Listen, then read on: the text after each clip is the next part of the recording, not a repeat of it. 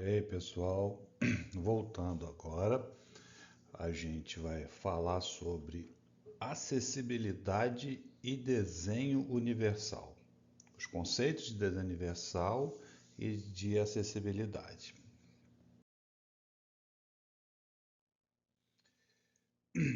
Para a gente poder tentar ter uma empatia, tentar entender quem pode ser o nosso provável usuário, nosso provável cliente, quem vai usar os espaços que a gente projeta, né? A pessoa pode ser homem, pode ser mulher, pode ser criança, pode ter qualquer idade, qualquer altura entre 70 centímetros e 2,10 m, talvez até mais, pesar entre 15 e 180 quilos. Eu já tenho notícia de pessoas que realmente obesas que já pesaram até quase meia tonelada, né? E a pessoa também pode ter o corpo assimétrico, totalmente torto, vamos dizer assim, né? Ela pode ter uma visão reduzida, pode ser cega, ter capacidade de audição e falas alteradas, pode não escutar direito, pode não falar bem, ter capacidades cognitivas de compreensão ou de linguagem totalmente limitadas, ter uma capacidade de memória limitada, a gente tem que ficar repetindo sempre, ter os reflexos lentos, pode ter dificuldade para se sentar e se levantar ou de manipulação. A gente viu na aula passada sobre o que é deficiência, né? Pessoa com deficiência, que a maior parte das pessoas elas reclamam, né? Elas têm limitações, dificuldades para sentar e levantar realmente, e até ao caminhar. Essa pessoa pode ter apenas uma mão ou não ter mãos. Ela pode usar prótese, pode usar órtese ou ajudas técnicas, pode precisar de cuidadores. Pode ter dificuldade para andar, ela pode andar lentamente, caminhar com muleta, bengalas, andadores, ou ter que utilizar a cadeira de roda para se locomover, é o que a gente mais vê, né? E por incrível que pareça, existe também pessoas que podem ser alérgicas a diversos materiais de eletricidade estática. Já tem notícia de pessoas que não conseguem usar o celular, pessoas que não ficam desconfortáveis perto de eletricidade, né? É incrível, mas tem. Chama-se de hipersensibilidade magnética ou então eletrosensibilidade. Isso aí foi extraído do livro da Silvana Cambiag, tá? O Desenho Universal. Então, qual é o conceito que a gente tem para desenho universal? Desenho universal não passa de um conceito realmente, né? É um conceito de design que busca criar produtos, no nosso caso, ambientes. A gente pode criar produtos também, mas ambientes e serviços utilizáveis pelo maior número possível de pessoas, independentemente de idade, habilidade física ou cognitiva ou outras características individuais. Diferente de soluções adaptadas para grupos específicos, aí é que está a grande questão. O desenho universal propõe que a inclusão seja considerada desde o início do processo de criação, evitando a necessidade de modificações posteriores. Então a gente já pensa no produto, já pensa no espaço a ser utilizado por qualquer pessoa sem que necessite qualquer alteração depois. Não, é uma coisa bem interessante. Você pensa já na sua concepção e não depois adaptando o que precisa para ter acessibilidade. O desenho universal, ele foi sistematizado, ele foi criado, vamos colocar assim, pelo arquiteto Ron Mace, já falecido, que em 85, né, que definiram foram 7 princípios fundamentais. Esses princípios estão descritos lá na norma 9050. Tá? A 9050 também abarca o desenho universal, não só apenas a acessibilidade, né? Então, os princípios são uso equitativo, flexibilidade no uso, o uso que seja simples e intuitivo, a informação tem que ser perceptível, clara, tolerância ao erro, minimizando acidentes, baixo esforço físico e tamanho e espaço para aproximação e uso. Vamos ver cada um deles aqui. O uso equitativo. O que é o uso equitativo? Produtos, espaços e objetos que devem ser utilizados por pessoas com diferentes capacidades, garantindo um uso justo e equitativo, ou seja, espaço que atende a todos. Como que a gente pode contribuir, né? Portas automáticas é uma delas, né? Facilita o acesso a pessoas com limitação de mobilidade, com as mãos ocupadas ou que carregam objetos. Também o rebaixamento de calçadas, ela garante travessia segura para todos os pedestres, independentemente de suas condições. Fácil, né? Quando a gente fala em flexibilidade no uso, os produtos e espaços devem ser flexíveis e adaptáveis a diferentes necessidades e preferências, permitindo que as pessoas o usem de acordo com suas habilidades e condições. Resumindo, adaptável a diferentes necessidades. Reparem que na imagem acima a gente tem uma tesoura, um único desenho, um único design de tesoura que ela pode ser utilizada tanto por destro como para canhoto, né? Então, como que a gente pode contribuir em termos de arquitetura? Os espaços habitacionais flexíveis, que apresentam divisórias, móveis, portas deslizantes e móveis modulares que conseguem permitir a reorganização do espaço para diferentes fins. E a gente tem as áreas de uso misto, tá? Que são combinações de funções residenciais, comerciais e de lazer em um mesmo local, permitindo que os moradores vivam, trabalhem e se divirtam, tá? Sem precisar se deslocar, sem precisar sair do local que está. É interessante a questão. Uso simples e intuitivo. Tá?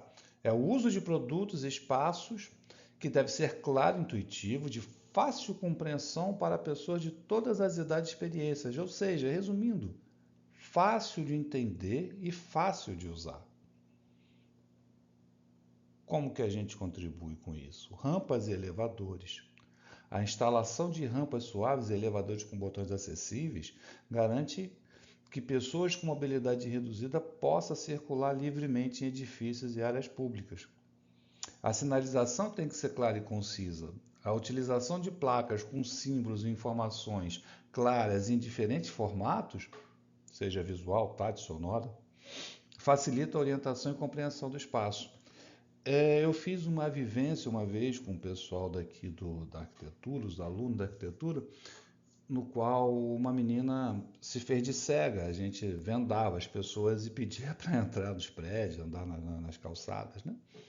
E uma que foi bem interessante, o relato que foi interessante, foi que ela entrou em um elevador e foi tentar sentir o braille, né? A sinalização em braille para poder escolher qual é o andar. O botão era digital. Então, à medida que ela passava a mão no painel para escolher, ver qual é o andar que ela queria, né, o local, ela acabava acionando o botão para ficar no andar. Então, passando a mão, ela acionou todos. É uma coisa que deve ser repensada, né? A informação perceptível. A informação essencial deve ser comunicada de forma clara e eficaz, utilizando diferentes métodos de comunicação para entender as necessidades sensoriais de cada pessoa. Sinalizações claras para todos os sentidos. Na imagem acima, tem-se ali o símbolo universal de homem e mulher, né, e de cadeirante, que agora foi até mudado, né? E embaixo a gente tem a sinalização em braille. Na outra imagem, a gente mostra ali um mapa tátil no qual a pessoa ela tateia o mapa e descobre, percebe, né, tem a noção de onde ela está e para onde ela quer ir e como que ela deve ir, né? A sinalização, a gente contribui com sinalização visual, com etiquetas, placas, né? Tanto a sinalização visual e tátil, que vai orientar pessoas, indicando rotas, destinos e informações importantes, como ali no mapa tátil. A sinalização urbana, ou seja, a sinalização viária com placas, semáforos e radares, que vai orientar motoristas e pedestres de forma a garantir a segurança e fluidez do trânsito. Eu tive a oportunidade uma vez, já agora que a gente perdeu o Sebastião Salgado, né? Eu acabei lembrando que essa oportunidade a gente foi assistir uma exposição dele lá no Museu do Amanhã, lá no Rio. E uma coisa que me chamou a atenção, eu tenho até que ver onde eu posso achar essas imagens, né? É a imagem tátil das fotos dele, de algumas fotos dele, para as pessoas com deficiência visual. Então a gente tinha a imagem e a pessoa passava a mão em cima da imagem e tinha noção, tá, do que estava sendo descrito ali, o que estava ali naquela imagem, naquela foto. Uma coisa mas bem legal mesmo. A tolerância ao erro. Produtos e espaços devem ser projetados para minimizar riscos e erros, garantindo segurança e proteção dos usuários. Resumindo, reduz riscos em caso de uso incorreto. É aquele botão no qual você pode desfazer as suas ações no computador, né? A gente precisa então contribuir, a nossa contribuição é com iluminação, a iluminação tem que ser adequada, tanto que a gente estuda iluminação, que garante boa visibilidade e reduz risco de quedas, especialmente para pessoas idosas ou com deficiências visuais. E as calçadas, claro, né, com bom nível e largura, vai evitar acidentes e proporcionar conforto a quem está caminhando, para qualquer usuário que esteja usufruindo da calçada. Temos também o baixo esforço físico. O uso dos produtos e espaços deve ser fácil e confortável, exigindo o mínimo de esforço físico e cognitivo, ou seja, tem que ser confortável e fácil de usar. Repara na imagem acima, tá, que o tipo de maçaneta ela permite que qualquer pessoa consiga abrir apenas no toque. Uma pessoa com dificuldades na mão ou até sem a mão, né? Ela pode bater com o cotovelo e abrir a porta, né? Pode acionar. Então, como que a gente contribui também, né? O acesso, rampas suaves em vez de escadas, porque rampa todos usam, escadas é limitante. Portas automáticas ou de fácil manuseio, né? Com alavanca, sensores. Elevadores com controles acessíveis, calçadas com corte de meio fio para facilitar a circulação e por aí vai. Uso e interação, aí é que está o legal. Interruptores e torneiras de fácil acionamento, alavancas, sensores, né? Porque eu fico imaginando as maçanetas que em forma de alavanca que facilita o uso. Imagina você com a mão molhada ou a mão oleosa, suada, tentando abrir uma maçaneta que é esférica. A sua mão vai deslizar e você não vai ter pega para poder utilizar, né? E a gente precisa ter também móveis com alturas e espaços adequados para o seu uso. Finalizando, tamanho e espaços para aproximação e uso, ou seja, os objetos dos espaços devem ter dimensões adequados para aproximação, alcance e manipulação, considerando as diferentes necessidades de tamanho e postura dos usuários. Ou seja, não importa quem é o usuário, mas tem que estar adequado e próprio ao uso dele. Reparem ali em cima naquele tipo de, vou colocar entre aspas, roleta, né? Porque aquilo ali não é uma roleta. A pessoa, ela consegue passar, esteja ela de muleta, esteja de cadeira de roda, ou simplesmente sem limitação nenhuma. Enquanto que a gente vê nos ônibus, a gente vê, por exemplo, Barcas de Niterói, a gente vê, até mesmo na nossa biblioteca do IFES, tem aquela roleta que a gente só consegue passar a pessoa que não tem limitação, né? Quando a pessoa na biblioteca vai querer usar que está de cadeira de roda, tem que pegar uma outra situação, passar por um lugar que ela não deveria passar, né? É para o local de saída.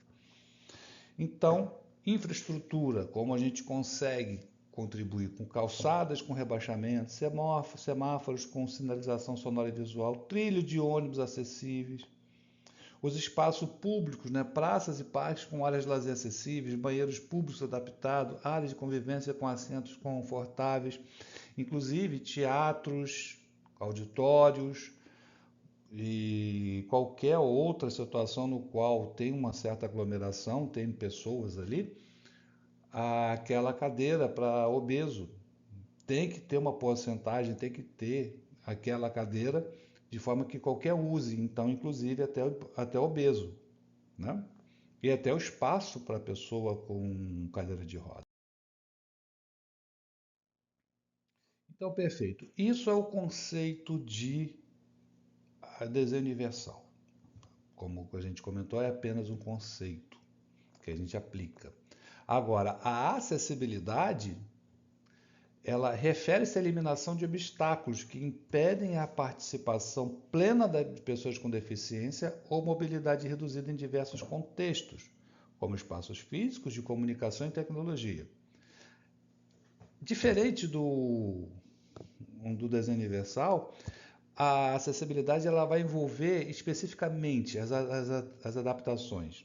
Então, rampa, sinalização em braille e software de leitor de tela garante o acesso equitativo. Repare a diferença.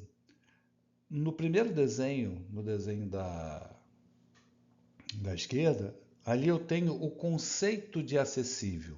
Ou seja, foi feita uma adaptação para que a pessoa com limitação física consiga usar. Mas ela só consegue usar aquele. No conceito de desenho universal, repara que das cabines telefônicas ali no desenho da direita, qualquer pessoa usa, independente se ela tem limitação ou não. Aqui eu apresento a vocês uma edificação com duas possibilidades, né? Uma aqui na imagem da esquerda, eu tenho o acesso indo aos fundos, uma rampa aos fundos. Tá? E aqui na frente eu tenho apenas a escada. Aqui aos fundos, na segunda, que é à direita, eu tenho uma escada lá no fundo e a rampa, nesse caso, está na frente. Qual delas foi pensada, concebida no conceito de desenho universal e qual foi adaptada com acessibilidade, né?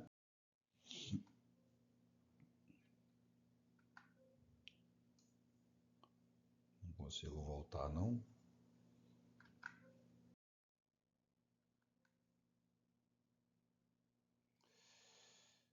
Eita, deixa eu ver se eu consigo voltar aqui. Eu não consigo voltar. Então, a primeira imagem, a da esquerda, ela foi concebida no desenho universal porque a pessoa entra por todos entram pela frente, enquanto a outra, que tem a rampa na lateral, que tem acesso aos fundos, fica segregado a pessoa que tem limitação passar pela pelos fundos, né? Então ela está segregada, enquanto a outra, toda e qualquer pessoa vai entrar pela frente. Então todos têm o mesmo direito ali. Então, resumindo, enquanto o desenho universal busca a criação de soluções inclusivas desde o início, de forma a beneficiar a todos, a acessibilidade concentra-se em adaptar ambientes e produtos existentes para atender às necessidades de grupos específicos. Ambos são essenciais para promover uma sociedade mais inclusiva e equitativa. Perfeito? Uma observação importante quando a gente vai falar de norma. Antes de começar a aplicar acessibilidade, a gente se faz necessário saber se existe alguma lei, seja ela municipal, estadual ou federal, que esteja determinando fazer tal coisa. Então, a lei diz o que tem que ser feito. A norma é que vai dizer como faz. A norma não é lei. A norma só diz como faz se a lei assim o exigir, tá? Então, a norma 9050, a revisão mais atual dela é de 2020, ela vai estabelecer critérios e parâmetros para acessibilidade em edificações, mobiliários, espaços e equipamentos urbanos. O objetivo é garantir o uso seguro, autônomo por todas as pessoas, especialmente aquelas com deficiência ou mobilidade reduzida. Então, ela tem que garantir, essa norma ela garante que os espaços construídos sejam acessíveis, seguros, confortáveis e utilizáveis de forma igualitária, de certa forma, para a gente promovendo a inclusão, e isso aplica-se a edificações públicas e privadas de uso coletivo e comercial, espaços e equipamentos urbanos e mobiliários urbanos e elementos de comunicação e sinalização. Essa norma está dizendo basicamente tudo o que a gente precisa fazer para promover a acessibilidade. Tá? Os conceitos principais, tá, dessa norma claro, é a acessibilidade, que é a possibilidade de uso com segurança e autonomia, é o desenho universal, projeto pensado para atender todas as pessoas, independente de suas características fisiosensoriais. Isso quer dizer o quê? Ela já te dá o apoio, quando você for fazer o projeto, na concepção do desenho universal já te diz como que você deve de desenvolver os espaços, rampas e seja lá o que você precisar. E mobilidade reduzida, que é uma condição temporária ou permanente que dificulta o deslocamento. Esses são os conceitos da norma 9050. Os parâmetros técnicos, ou seja, inclui dimensões e requisitos para a circulação, ou seja, corredores, rampas, elevadores, sinalização tátil e visual, uso de piso tátil, placas em braille, contraste visual. O uso de piso tátil, na realidade, ele está melhor definido e mais específico na 16537, que foi atualizado o ano passado, em 2024. Os parâmetros da norma também, ela fala de sanitários acessíveis, layout, barra de apoio, altura das louças, a altura de acesso que se tem, como que você coloca, os acessos e entradas, portas, soleiras, interfone, campainhas e as vagas de estacionamento, tá? Sinalização com sinalização de dimensões específicas. Os elementos de apoio, ela vai definir quais são os elementos de apoio, que é corrimãos, mobiliário, equipamento, urbano. A sinalização e comunicação ela vai dizer como deve ser, inclusive os contrastes adequados, os formatos acessíveis, tanto tátil e visual com alturas de acordo com a pessoa, né? E a 16537 ela vai estabelecer diretrizes para a elaboração de projetos e instalação de sinalização tátil no piso. Então, isso garante a acessibilidade com pessoas com deficiência visual ou com mobilidade reduzida.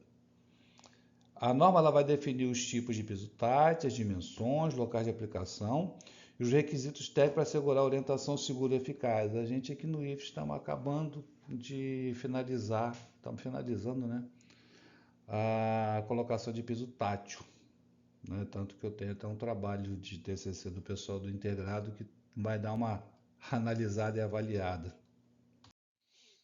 Então tá aqui a sinalização tátil e visual, que é aqueles pisos ali em cima, né? Na imagem ali em cima.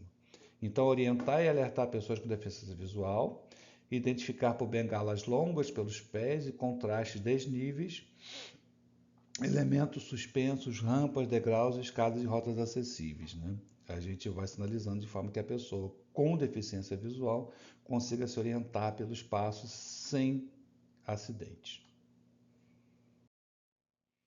Aqui eu tenho a imagem de uma calçada no qual a gente tem o piso, né? O piso tátil. Então tem o direcional e tem o de alerta.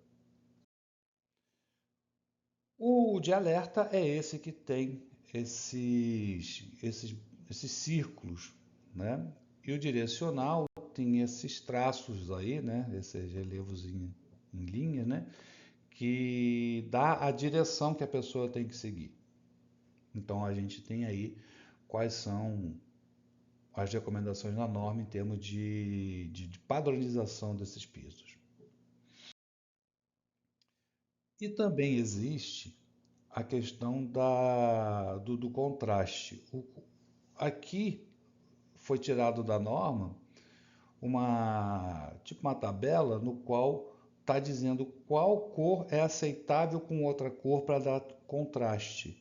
Então, o aceitável nesse caso eu posso fazer vermelho com bege, vermelho com branco e vermelho com amarelo. Vermelho com pink é melhor não usar. Vermelho com marrom é melhor não usar. Vermelho com preto, não sei se é porque é flamenguista, mas é melhor não usar. Né? E vermelho com vermelho não vai dar contraste nenhum. Então, os contrastes, tá, devem ser aplicados para melhor visualização para aquela pessoa que tem baixa visão. O piso deve ser antiderrapante em qualquer condição e ter o relevo de acordo com o parâmetro da norma, como eu mostrei no slide anterior. Né? Então a gente tem aqui os pisos táteis, esse aqui, se eu não me engano, são os emborrachados, né? Os que estão na imagem. E um exemplo aplicado ali em uma calçada. Reparem que a gente tem o famoso orelhão aqui, o antigo orelhão, o telefone público, tem um piso de alerta em volta dele para a pessoa saber que tem alguma coisa ali. E aqui eu tenho um piso de alerta que está indicando mudança de direção e essa é a direção no qual a pessoa deve seguir, ou então ela pode seguir por aqui, visto pela posição das linhas, né? As linhas direcionais. Aqui eu tenho algumas aplicações que dá até vontade de rir, né? Então vejam bem, neste caso aqui, o piso tátil ele deve estar, segundo a norma, afastado no mínimo 60 centímetros de qualquer obstáculo. Aqui ele está em uma caixa, uma boca de lobo, e aqui eu tenho um canteiro, né? Então, um obstáculo. Isso aqui não deveria existir. Aqui, ao invés de colocar um piso direcional, colocaram somente piso de alerta. E piso de alerta aqui também, né? Se eu não me engano. Ou então, aliás, não, nesse caso aqui, é o contraste que não está legal. A pessoa se confunde, né, ao olhar isso daí. Né? Então, isso aqui são aplicações incorretas que o pessoal faz, talvez por ignorância, né? Ignorância no sentido de não saber. Então, de certa forma, finalizando, a gente tem aqui que a correta aplicação da norma 16537 é essencial para promover a inclusão e autonomia de pessoas com deficiência visual, garantido que possa se locomover com segurança e independência em espaços públicos e privados. A norma ela complementa outras diretrizes de acessibilidade, conforme a 9050, e deve ser considerada em conjunto para o desenvolvimento de ambientes acessíveis. Então, o que a gente tem? O que a gente viu? Eu mostrei para vocês o conceito de desenho universal e o conceito de acessibilidade, sendo que o universal é um conceito e a acessibilidade é uma aplicação. Né? E para promover a acessibilidade, a gente falou a respeito dos pisos táteis e da norma de acessibilidade, que em conjunto vão promover espaços acessíveis e seguros, tá? De forma que a pessoa possa se locomover e utilizar com total segurança. A gente finaliza aqui e vamos para a próxima.